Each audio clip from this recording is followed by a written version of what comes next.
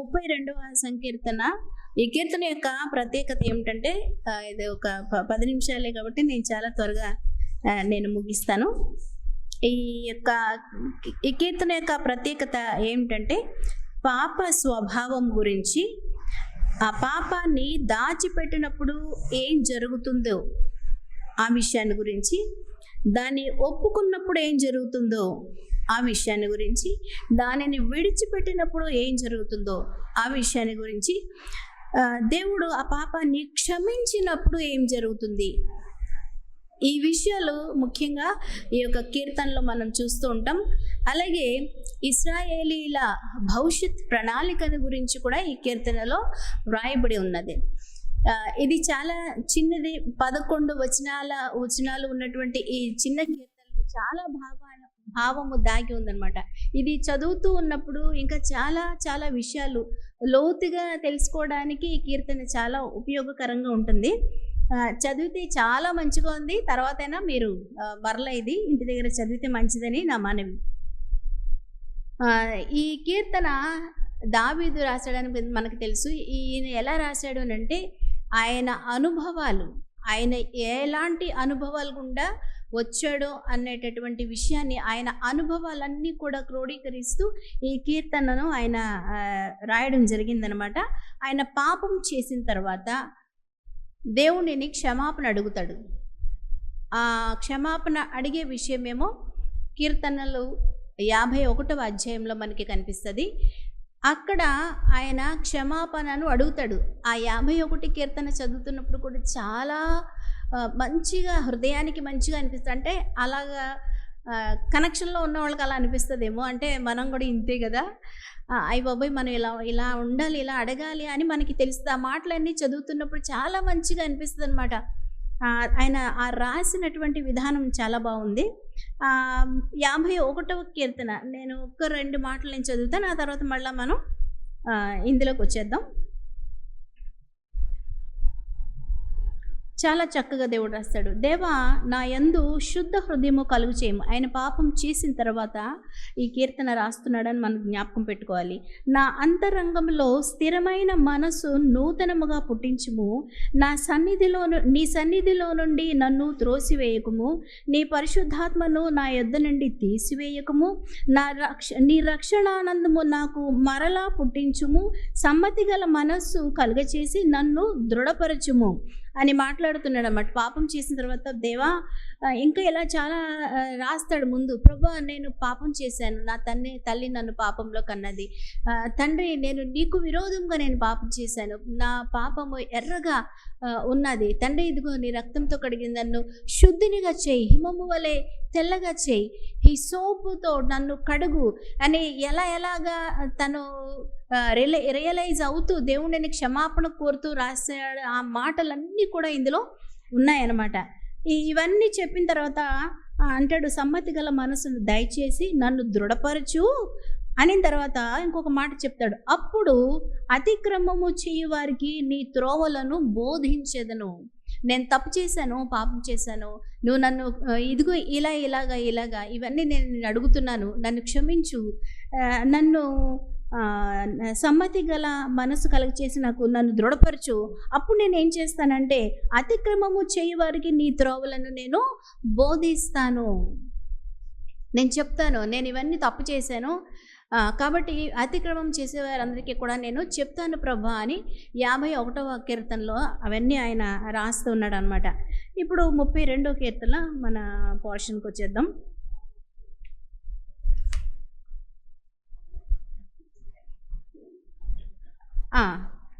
తన అతిక్రమములకు పరిహారము నొందినవాడు, తన పాపమునకు ప్రాయశ్చిత్తము నొందినవాడు ధన్యుడు. యెహోవా చేత నిర్దోషి అని ఎంచబడినవాడు, ఆత్మలో కపటము లేనివాడు ధన్యుడు. ఈ అతిక్రమము అంటే ఏంటనంటే చట్టాన్ని వ్యతిరేకించడం అనమాట. అప్పుడు ఇశ్రాయేలీలకు వారికి ఉన్నటువంటి చట్టం ఏంటంటే ధర్మశాస్త్రం. ఈ ధర్మశాస్త్రం లేకముందు, ధర్మశాస్త్రం ఇంకా రాకముందు ఈ ప్రజలకి పాపం అంటే ఏంటో తెలీదు. ఆ పాపము వాళ్ళ మీద మోపబడలేదు. వీడు పాపం చేశాడు అనడానికి అప్పటి వరకు ఏ అవకాశం లేదు. అయితే ధర్మశాస్త్రం వచ్చిన తర్వాత చెప్పింది, ఏం చేయకూడదో చెప్పింది, ధర్మశాస్త్రం ఏం చేయాలో చెప్పింది, పాపం చేస్తే ఏం చేయాలో చెప్పింది, అతిక్రమం చేస్తే ఏం చేయాలో చెప్పింది. ఇవన్నీ కూడా ధర్మశాస్త్రం వచ్చిన తర్వాతనే వీళ్ళకి తెలిసాయి. అయితే ఈ అతిక్రమం అంటే ఏంటంటే తెలిసి చేసేదే, ధర్మశాస్త్రానికి విరుద్ధంగా చేయకూడదు అని ధర్మశాస్త్రం చెప్పింది కదా, ఆ విషయం తెలుసు కదా, కానీ చేశారు అని అంటే అది అతిక్రమం. ఇప్పుడు గవర్నమెంట్ రూల్స్ ప్రకారం ట్రాఫిక్లో మనకి సిగ్నల్ పడితే వెళ్ళకూడదు కదండి, అది అందరికీ తెలిసిన విషయమే కదా. కానీ ఏం చేస్తారు అని ఇలా అతను ఇలా తల తిప్పి లోపల వెళ్ళిపోతాడు, తక్కువ దాటేస్తారు కొంతమంది ఒక్కొక్కసారి. అది తెలిసి చేసేదే కదా, అది అతిక్రమం కిందకు వస్తుంది అనమాట. అలాగా చట్టాన్ని ఉల్లంఘించినప్పుడు వద్దు అన్న పని, దేవుడు వద్దు అన్న పని చేస్తే, అది తెలిసి చేస్తే అది అతిక్రమం కిందకు వస్తుంది. అతిక్రమమునకు పరిహారం పొందినవాడు పాపమునకు ప్రాయశ్చిత్తం నుండి. పాపం చేసిన తర్వాత దానికి ప్రాయశ్చిత్తం జరగాలి, లేదంటే క్షమాపణ లేదు. అతిక్రమం చేసిన తర్వాత పరిహారం నొందాలి, లేదంటే క్షమాపణ లేదు. అయితే ఎవరి పాపాలు దేవుడు క్షమించాడు, ఎవరు అతిక్రమం చేస్తే దేవుడు క్షమించాడు, ఎవరు పాపం చేస్తే దేవుడు క్షమించాడు. ఈ విషయాలన్నీ ఇక్కడ చాలా స్పష్టంగా ఆయన రాసుకుంటూ వచ్చాడనమాట. అని రాసుకుంటూ వచ్చి చెప్తున్నాడు, నేను మౌనినై ఉండగా దినమంతయు నేను చేసిన నా ఆర్తధ్వని వలన నా ఎముకలు క్షీణించను.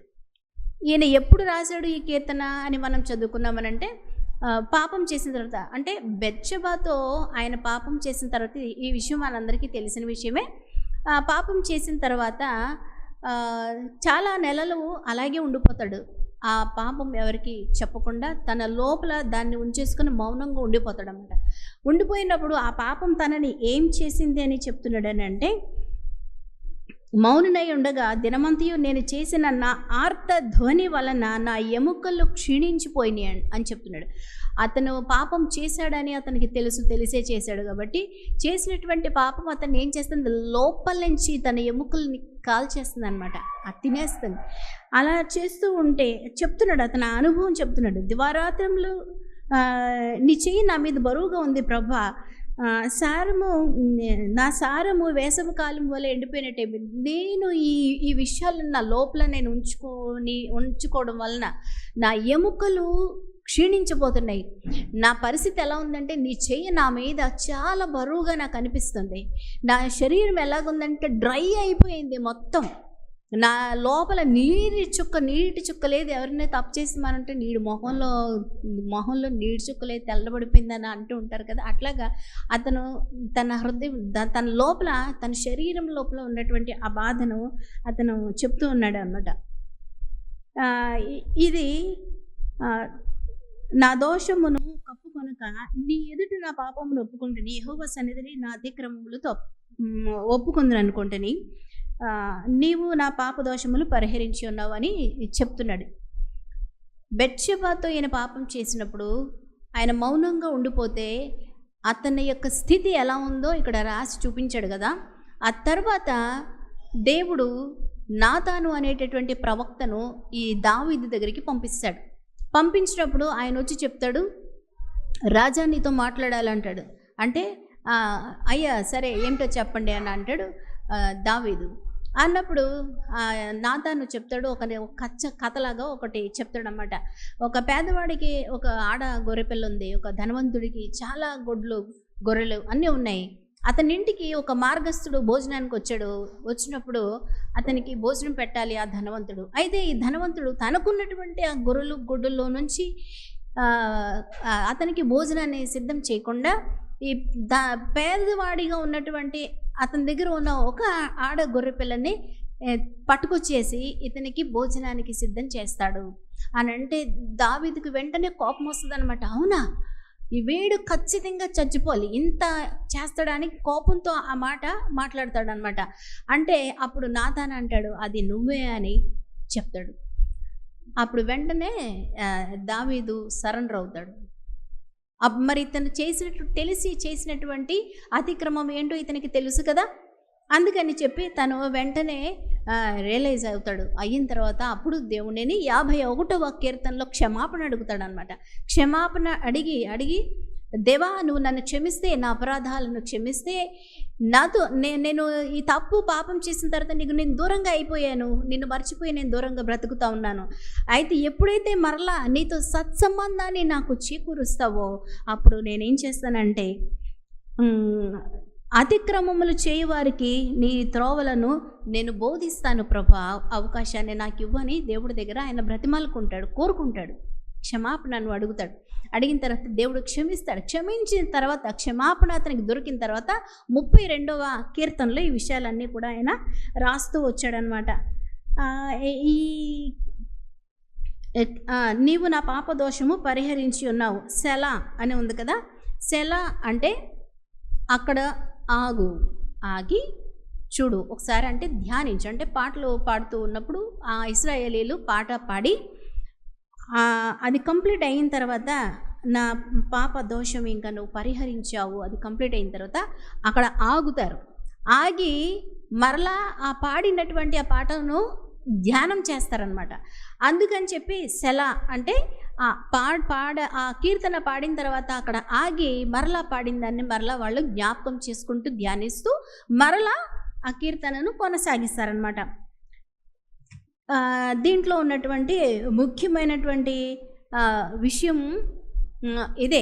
దేవుడు దావీదు పాపం చేసిన తర్వాత తను ఎలాగా క్షమాపణను పొందాడు, నాతాను ప్రవక్తను పంపించి దేవుడు ఎలాగా అతనితో మాట్లాడాడు. అంతకు ముందు కూడా నాతాను ప్రవక్తను పంపిస్తాడు. ఈ బెత్షెబాతో పాపం చేసిన విషయం అంతా 2 సమూయేలు గ్రంథము 11, 12 అధ్యాయాల్లో మనం చూస్తే 7వ అధ్యాయంలో అంతకు ముందు ఒకసారి నాతాను ప్రవక్తని దావీదు దగ్గరికి దేవుడు పంపిస్తాడు. పంపించినప్పుడు అతను చెప్తాడన్నమాట, ఇదిగో దావీదు, ఇదిగో నీ యొక్క సంతతిని దేవుడు ఎలాగా ఆశీర్వదించాడు అన్న విషయాన్ని చెప్తాడనమాట. నీ మట్టుకు నీ సంతానమును నీ రాజ్యమును నిత్యము స్థిరమగును, నీ సింహాసనము నిత్యము స్థిరపరచబడును. నీ యొక్క రాజ్యం, నీ యొక్క వంశంలో నుండి ఈ యొక్క ఇశ్రాయేలు రాజ్యానికి రాజుగా ఎవరో ఒకరు ఉంటారు, ఉండకుండా మానరు అని చెప్పి చెప్తాడు. దావీదు చాలా సంతోషపడతాడు. నేను ఎంతటోండి ప్రభా, నన్ను ఎంత ప్రేమించావు, నా కుటుంబాన్ని, నా యొక్క స్థితి ఇలా ఉంటుంది అని ముందుగా నాకు తెలియచేస్తే చాలా సంతోషంగా ఉందని చాలా సంతోషపడతాడు దావీదు. కానీ పాపం చేసిన తర్వాత మరలా నాతాను వచ్చి మరలా అతని పాపాన్ని అతనికి తెలియచేసినప్పుడు తను చేసినటువంటి పాపాన్ని ఒప్పుకొని తను రియలైజ్ అవుతూ ఈ యొక్క 32వ కీర్తన అతను రాశాడు అనమాట. రాస్తూ అప్పుడు చెప్తున్నాడు, ఇతని పాపం క్షమించబడింది కదా, అందుకు చెప్తున్నాడు, అతిక్రమమునకు పరిహారము నొందినవాడు, పాపమునకు ప్రాయశ్చిత్తము నొందినవాడు ధన్యుడు. మీరు తెలిసి చేస్తున్నారు కదా పాపాలు, మనం తెలిసి చేస్తామండి, తెలియక ఎక్కడో చాలా తక్కువ, చాలా మట్టుకు తెలిసి చేస్తున్నటువంటి ఈ పాపాలకు పరిహారం పొందాలా ధర్మశాస్త్రం ప్రకారం. అయితే మీరు ఏమీ చేయకుండానే, మీ క్రియలు ఏమీ లేకుండానే మీకు క్షమాపణ దొరికింది. అతిక్రమమునకు పరిహారము చెల్లించబడింది, పాపమునకు ప్రాయశ్చిత్తము చెల్లించబడింది. సిలువలో ఆయన చేసినటువంటి కార్యాన్ని ప్రతి ఒక్కరూ, ఆదాము మొదలుకొని ఇప్పటి వరకు అందరూ కూడా దేవుని యొక్క రక్షణ భాగ్యాన్ని పొందడం కోసం దేవుడు చేసినటువంటి సిలువలో చేసినటువంటి ఆ కార్యం వైపు చూడవలసిందే. ఆ రక్షణ భాగ్యాన్ని గురించినటువంటి మాటలు కూడా ఈ యొక్క గ్రంథంలో వ్రాయబడి ఉన్నాయి. ఈ మాట నాకు నచ్చింది, నీవు నా పాపదోషము పరిహరించి ఉన్నావు. ఇది ఆంధ్ర క్రైస్తవ ఆరాధన పట్టికలో కూడా ఉంటుంది. ఈ మాట హమ్ చేస్తారు వాళ్ళు, నీవు నా పాపదోషము పరిహరించి ఉన్నావు. ఆ తర్వాత కాంగ్రిగేషన్ ఇంకొకటి పాడతారు. ఈ నిజంగా మనం ఇవన్నీ మిస్ చేస్తాం, కానీ ఎంత భావం, ఎంత అర్థం వీటిల్లో ఉంటుందో మనం చదువుతూ ఉంటే మనకి తెలుస్తుంది. కీర్తనల గ్రంథం ఖచ్చితంగా చదివితే మనకి చాలా ఉపయోగకరంగా ఉంటుంది అనమాట. అందుకనే దావీదు చెప్తున్నాడు, మీరు అతిక్రమం చేస్తే చేయొద్దు అని, మీరు ఎలా ఉండాలో చెప్తున్నాడు.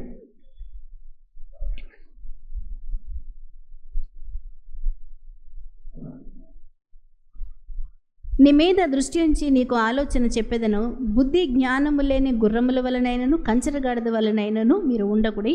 మనం ఎలా ఉండాలో ఎలా ఉండకూడదో దేవుడు చెప్తున్నాడు అన్నమాట. ఇతను అనుభవించాడు కదా, బహుశా ఈ మాటలు నేను అలా ఉన్నానయ్యా, మీరు అలా ఉండకండి అని చెప్తున్నాడు.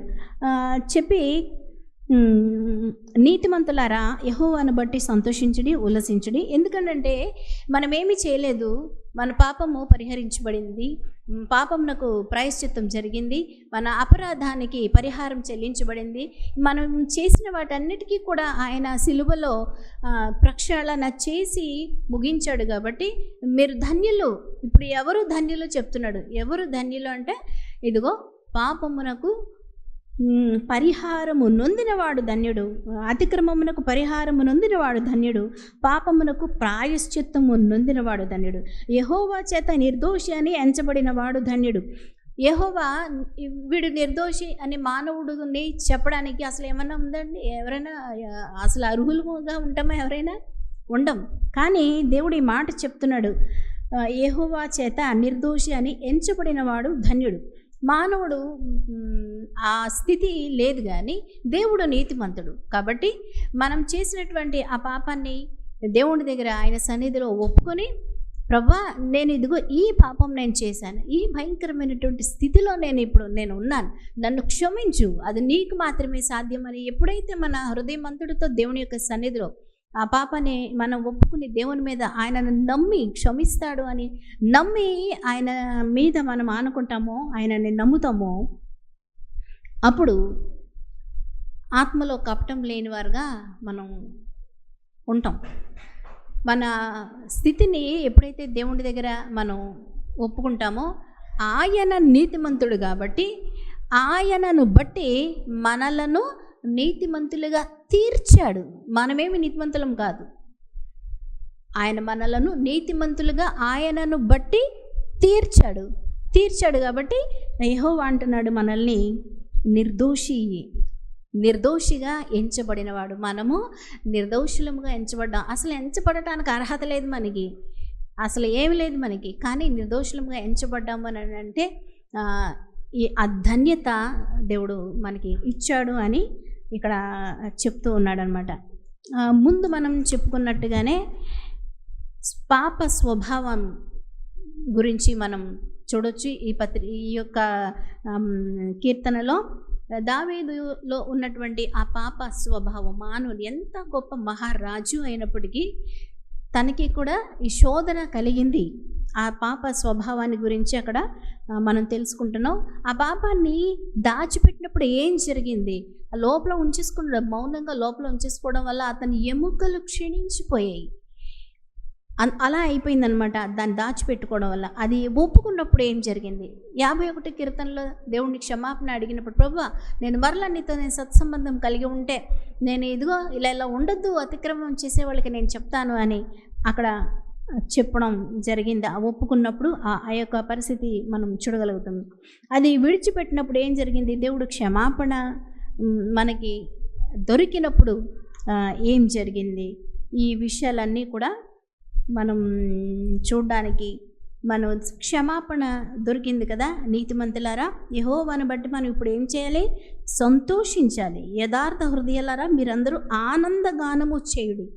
ఆ స్థితిని దేవుడు ఈ యొక్క మీరు కలిగి ఉండడానికి దేవుడు ఏర్పాటు చేసినటువంటి రాయించి ఉంచినటువంటి ఈ కీర్తన చదివి మనం దాన్ని మన జీవితంలో అప్లై చేసుకుని ఆ విధంగా పశ్చాత్తాపపడితే మనము ధన్యులం. ఈ కీర్తన యొక్క భావాన్ని మీ ముందు ఉంచడానికి టైం ఎక్కువ తీసుకుంటే క్షమించండి.